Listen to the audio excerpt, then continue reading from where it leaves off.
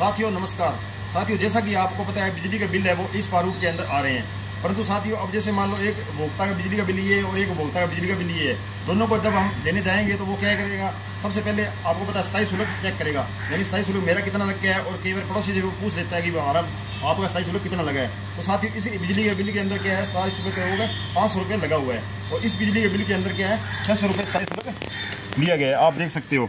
तो साथियों इन जो उपभोक्ताओं के अंदर यानी इतना डिफरेंस क्यों है, यानी दो एक कंज्यूमर है जो कि बिजली डिपार्टमेंट के लिए सेम है, परंतु इनके साथ जो मतलब इस तरह का जो मतलब भेदभाव क्यों, यानी 27 शुल्क एक में 500 रुपये लग रहा है, आप देख सकते हो, और एक के अंदर 600 रुपये लग रहा है। तो वो उपभोक्ता क्या है, बिल्कुल वो उस बात को क्या है आपसे पूछेगा, और उस उपभोक्ता के क्या है मन में ये शंका भी होगी।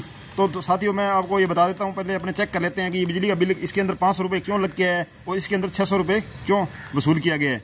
तो इसके अंदर जो 600 रुपये जो स्थायी शुल्क है वो लिया गया है, आप देख सकते हो, यानी जो 20 नंबर कॉलम पे।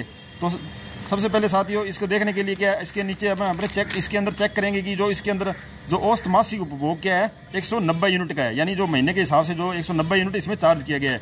तो इसके जो पीछे पूरी डिटेल है वो दी गई है, यानी यहाँ से जो 151 यूनिट से 150 यूनिट यानी 150 यूनिट प्रति माह तक ये स्थायी शुल्क लगेगा, और 151 यूनिट से 300 यूनिट प्रति माह तक ये स्थायी शुल्क लगेगा। तो साथियों अब जो इसके अंदर जो 190 यूनिट जो उपभोग हुआ है यानी महीने के हिसाब से, तो यानी 151 और 300 के बीच में 190 आता है। तो ये आप देख सकते हो स्थायी शुल्क इसमें 300 रुपये स्थायी शुल्क लिया गया है, यानी एक महीने का 300 रुपये है। तो क्या 2 महीने का जो बिजली का बिल है आया है पीछे, दो महीने का बिजली का बिल लिया गया है, तो इसके अंदर क्या है 600 रुपये स्थायी शुल्क लिया गया है। अब इसके ये जो दूसरा जो बिजली का बिल है इसके अंदर क्या है जो मासिक उपभोग है यानी 74 यूनिट का हुआ है। तो इसके अंदर क्या है आप देख सकते हो पीछे जो 74 यूनिट का जो उपभोग है यानी 51 यूनिट से 150 यूनिट प्रति माह तक क्या है आपको स्थायी शुल्क 250 रुपये यानी 250 रुपये लगेगा।